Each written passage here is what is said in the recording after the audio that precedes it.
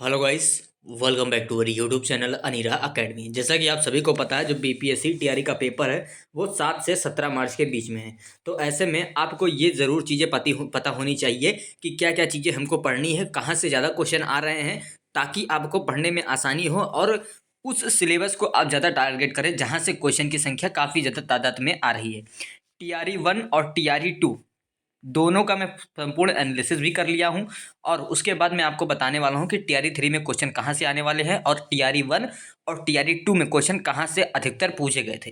देखिए, मान लीजिए अगर सारी चीज़ें आप पढ़ने में लग जाएंगे तो सिर्फ आप सिलेबस ही कंप्लीट कर पाएंगे, एक कंपटीशन के लिए तैयार नहीं हो पाएंगे। लेकिन अगर आपको पहले से ये पता होगा कि टीआरई 1 में क्वेश्चन कहाँ से पूछा गया, टीआरई 2 में क्वेश्चन कहाँ से पूछा गया, क्योंकि दोनों में क्वेश्चन एक ही जगह से पूछा गया है और टीआरई 3 में भी क्वेश्चन वहीं से पूछा जाएगा। तो ये चीज़ें सभी के लिए, जितने भी अभ्यर्थी पेपर देने वाले हैं टीआरई 3 का, हर एक अभ्यर्थी के लिए ये चीज़ें जाननी बहुत ज़रूरी है।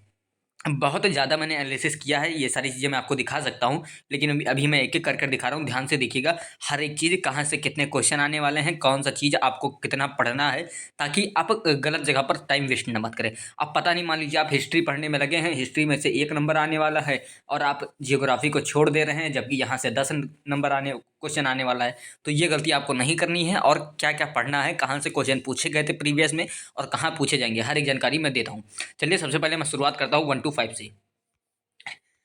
यहाँ पर, और हाँ, आप खुद भी नोट करते जाइए इस बात को, क्योंकि शायद ही यूट्यूब पर कहीं वीडियो आपको ये मिले। आई थिंक मेरे हिसाब से तो किसी ने नहीं बताया है आपको कि क्वेश्चन कहाँ से आने वाले हैं, क्योंकि कोई इस चीज़ों पर ध्यान नहीं दे रहा। सब कोर्स बेचने में लगे हैं, कह रहे हैं कोर्स लो, और आप सभी को पता है 15 दिन में किसी भी कोर्स से आप नहीं कर सकते। ये चीज़ आप स्वयं को पता होगा। मान लीजिए आपने कोर्स खरीद भी लिया तो 15 दिन में नहीं कर पाएंगे, नहीं कर पाएंगे, नहीं कर पाएंगे। यहाँ से देखिए कि कहाँ-कहाँ से अधिकतर क्वेश्चन आ रहे हैं, वो चीज़ें आप टारगेट करें। अगर आपके पास बुक है तो अच्छी खासी से पढ़ सकते हैं। देखिए, 1 टू 5 की अगर मैं बात करूँ तो जो जीके जीएस सेक्शन था, इससे सिर्फ जीके जीएस से 64 प्रश्न आपके पूछे गए थे 1 टू 5 में। अब इसमें भी कहाँ से कितने आए थे?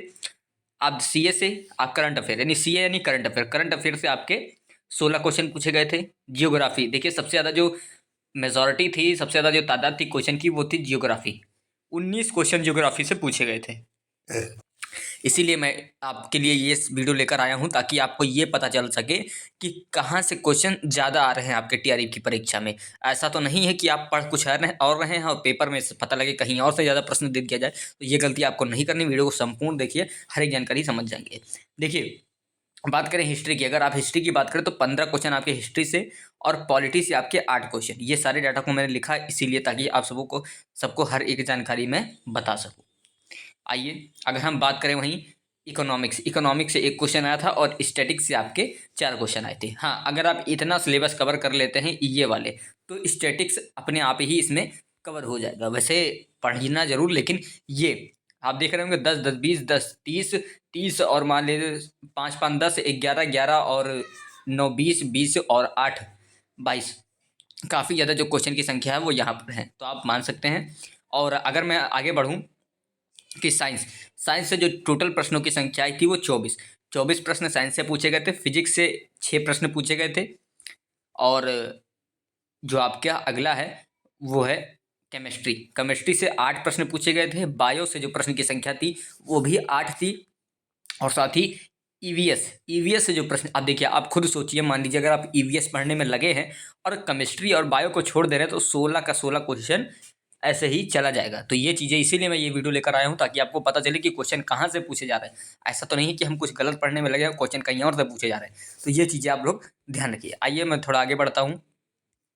अब देखिए, जो मैथ से कितने क्वेश्चन आए थे। मैथ से आप में 16 क्वेश्चन पूछे गए थे और कौन कौन से आपके टॉपिक हैं, क्योंकि आप सभी को पता होना चाहिए। पता लग गया आप रेशियो पढ़ने में लगे हैं यहाँ पर, और पता लगे रेशियो का कोई खेल ही नहीं है, रेशियो पढ़ने में लगे हैं, रेशियो पूछा ही नहीं गया।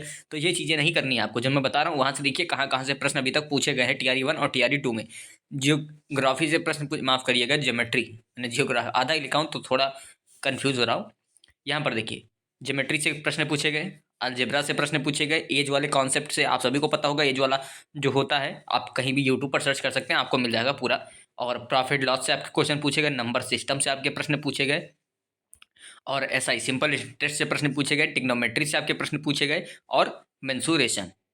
हाँ, ये थोड़ा मैं मानता हूँ कठिन है, बाकी आई थिंक, और अगर आपने टिग्नोमेट्री पहले पढ़ा होगा तो कठिन नहीं होगा आपके लिए। और SI तो ठीक ठाक है। हाँ, CI मैं मानता हूँ थोड़ा कठिन है, लेकिन SI ठीक ठाक है। नंबर सिस्टम आसान है, प्रॉफिट लॉस आसान है, और अलजेब्रा आसान है। बाकी चीज़ें आपके लिए, एज वाली कॉन्सेप्ट आसान है, बाकी चीज़ें आपके लिए ठीक है। हाँ, आते हैं रीजनिंग। रीजनिंग से भैया 16 क्वेश्चन आए थे। रीजनिंग का आपको जो सिलेबस है वो आप कहीं भी सर्च कर लीजिए, रीजनिंग का मिल जाएगा। वैसे रीजनिंग में वही जो नॉर्मली चीज़ होती है, एज वेज वगैरह वाला, और जो नंबर सीरीज होती है, यही सब था, इसलिए मैंने रीजनिंग को ऐड नहीं किया। रीजनिंग आई थिंक यही एक वो टॉपिक है जिसमें आप नंबर आसानी से गेन कर सकते हैं। एक बार अगर आपने रीजनिंग में प्रैक्टिस किया तो लाइफ टाइम किसी भी पेपर में बैठेंगे, मान लीजिए 16 क्वेश्चन आ रहे हैं, तो 15 क्वेश्चन आप आराम से, अटेम्प्ट नहीं, 15 क्वेश्चन सही करके आएंगे। अगर आपने एक बार, सिर्फ और सिर्फ एक बार रीजनिंग अच्छे से पढ़ेंगे, हमेशा के लिए रीजनिंग आपके लिए, क्योंकि रीजनिंग का सिलेबस थोड़ी है कि जैसे मान लीजिए अपर लेवल का गया। हाँ, CGL मेंस में कहीं कहीं मैंने देखा है कि थोड़ा अच्छे लेवल का पूछा जाता है, लेकिन यहाँ पर BPSC टीचर का है, तो यहाँ पर रीजनिंग उतना अच्छा लेवल का नहीं, बस ठीक ठाक पूछा जाएगा कि हाँ आप कर पा रहे हैं या नहीं। आते हैं यहाँ पर 6 to 8 का देखते हैं। देखिए 6 to 8 में मैं ओनली 40 नंबर बताने वाला हूँ, सब्जेक्ट इसमें इंक्लूड नहीं है, मैं पहले बता दे रहा हूँ, सिर्फ 40 नंबर की बात करने वाला हूँ। तो अगर हम बात करें यहाँ पर साइंस से आपके 8 क्वेश्चन पूछे गए थे। साइंस से वही फिजिक्स केमिस्ट्री बायो से आपके 8 क्वेश्चन पूछे गए थे। और अगर हम मैथ की बात करें तो मैथ से भी आपके 8 क्वेश्चन यहाँ पर आए हुए थे मैथ से।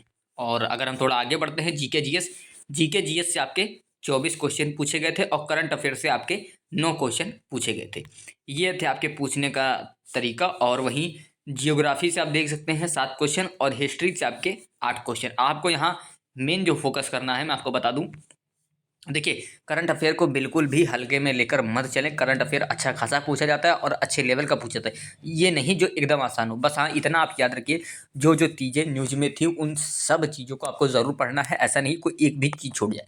जो जो चीज़ें, चाहे कहीं का नदी हो, कुछ भी हो, कहीं का पुल था, कुछ भी था, अगर वो आपके न्यूज़ में चर्चित थी तो आपको उसको ज़रूर पढ़ना। GK GS एक अच्छा सेक्शन है, एक बार इसको भी पढ़ेंगे। हाँ, मैं मानता हूँ इसका अगर देखने जाएँ तो कहीं ना कहीं से ऐसा पूछ लिया जाएगा जो आपको नहीं पता होगा, तो इसमें आपको डरना तो है नहीं, नेगेटिव मार्किंग तो है नहीं, तो ये आपके लिए सबसे आसान है। कुछ भी करना नहीं है, जितना मैंने बताया उतना आपको पढ़ना है। और जो नहीं आएगा, मैंने, हाँ एक चीज़ और, बहुत से अभ्यर्थी कमेंट में बोल रहे थे कि इसमें जैसे तुक्का कैसे लगाएं, कि हम जैसे मान लीजिए 120 में से 70 क्वेश्चन सही कर चुके हैं, अब 70 तो नंबर हमारा पक्का है। ऐसा तो है नहीं कि 70 के आगे हम तुक्का लगाने जाएंगे तो हमारा नंबर कटेगा। 70 तो अब हमारा पक्का ही हो गया। अब उसके बाद भी हम किस तरीके से लगाएं कि जो एक चांसेस होते हैं सही होने के, वो लगभग 90% हो कि हमने जो लगाया है वो सही ही जाए। तो इसका मैं एक प्रॉपर वीडियो अलग से लेकर आने वाला हूँ। आप सभी को पता है, हर शिक्षक भर्ती से संबंधित आपको जानकारी यहाँ से मिलती रहती है, तो चैनल को आप लोग सब्सक्राइब कर लीजिएगा, और इस वीडियो को सभी के साथ शेयर करिएगा जिनको यहाँ पर ये नहीं पता कि Tier 1 में और Tier 2 में प्रश्न कहाँ से पूछे गए थे,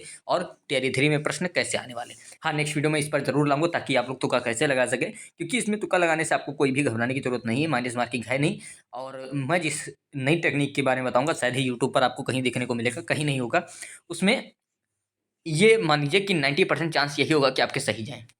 अब आप सोच रहे हैं कि ये तो लगभग इम्पॉसिबल है, लेकिन नहीं, मैंने वो टेक्निक ढूंढी है, मैं आपको जल्द ही दिखाऊंगा। चलिए फिलहाल मिलता हूँ नेक्स्ट वीडियो में, और आने वाली अपडेट आपको यहीं से मिलेगी, तो चैनल को सब्सक्राइब कर ले और बेल आइकन प्रेस कर ले।